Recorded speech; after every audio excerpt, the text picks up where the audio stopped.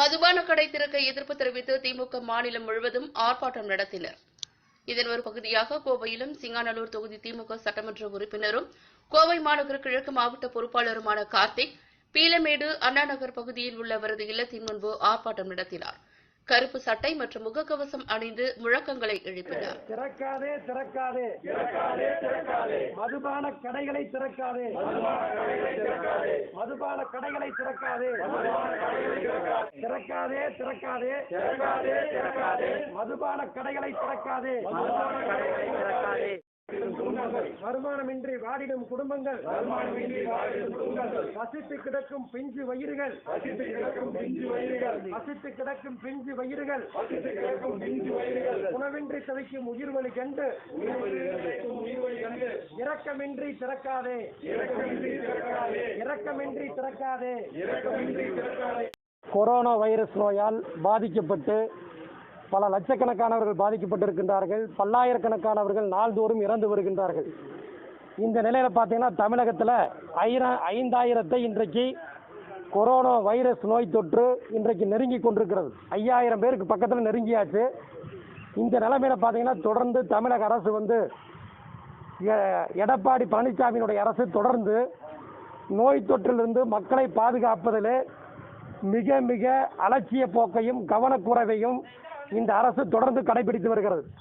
தொடர்ந்து பார்த்தீங்கன்னா திமுகவினுடைய தலைவர், எங்களது அன்பு தலைவர் தளபதி அவர்கள் சட்டமன்ற கூட்டத்தொடரை ஒத்திவைக்க சொன்னார். அது மட்டுமல்ல, அன்று முதல் தனித்திருக்க வேண்டும் என்று இந்த அரசு உடனடியாக பல்வேறு நிலைகளிலே மக்களை பாதுகாப்பதற்கு நடவடிக்கை எடுக்கணும்னு சொல்லி தொடர்ந்து வலியுறுத்தி வருகின்றார். ஆனால் இந்த அரசு தொடர்ந்து அலட்சியம் காட்டி வருகிறது. சென்னையில் மட்டும் ஆயிரக்கணக்கானவர்களுக்கு மேல் அந்த தொற்று நோய் பரவி இருக்கிறது. இப்படிப்பட்ட நிலைமையில பார்த்தீங்கன்னா மதுபான கடைகளை இந்த அரசு திறந்திருக்கிறது. இன்னைக்கு காலைல 10 மணிக்கு திறந்திருக்கிறாங்க. இதன் மூலமாக நோய் தொற்று பரவக்கூடிய அபாய நிலை இன்றைக்கு இருந்து கொண்டிருக்கிறது. அது மட்டுமல்ல, சிறு குறு தொழிற்சாலைகள் ஒருத்தர் 2 பேர் இருந்து வேலை செய்யக்கூடிய தொழிற்சாலையை திறந்து வேலை செய்யறேன்னா ஒத்துக்க மாட்டேங்குது இந்த எடப்பாடி அரசு. அதே நேரத்தில் பார்த்தீங்கன்னா நோய் பரவக்கூடிய அளவுக்கு டாஸ்மாக் கடைகளை திறந்து விட்டுருக்கிறாங்க. இதன் மூலமாக கூலி தொழிலாளர்கள், சாதாரண ஏழை எளிய மக்கள் அத்தனை பேருமே பாதிக்கக்கூடிய ஒரு நிலை இன்றைக்கு இருந்து கொண்டிருக்கிறது. அதே மாதிரி பார்த்தீங்கன்னா 5000 ரூபா எல்லா தரப்பு மக்களுக்கும் நடுத்தர மக்கள், கூலி தொழிலாளர்கள் எல்லாத்துக்குமே 5000 ரூபா நிதி கொடுக்கணும்னு சொல்லி எங்களது தலைவர் அவர்களும் எங்களது கூட்டணி கட்சியினரும் தொடர்ந்து வலியுறுத்தி வருகிறார்கள். அதை பற்றி கண்டுக்கவே இல்லை இந்த அரசு. அதே மாதிரி இன்றைக்கு மத்தியில் ஆண்டு கொண்டிருக்கக்கூடிய பாஜக அரசு, பாரத பிரதமர் மதிப்பிற்குரிய மோடி அவர்கள் இதுவரைக்கும் தமிழ்நாட்டு மக்களுக்கு எதுவுமே பண்ணலைங்க. எந்த நிவாரணம் கொடுக்கல. கைதட்ட சொன்னார், விளக்கு பிடிக்க சொன்னார். இதை தவிர இந்த பிரதமர் எதுவுமே சொல்லலை. எடப்பாடி அரசு முழுக்க இந்த மக்களுடைய வயிற்றில் அடிக்கக்கூடிய ஒரு அரசாக இன்றைக்கு இருந்து கொண்டிருக்கிறது.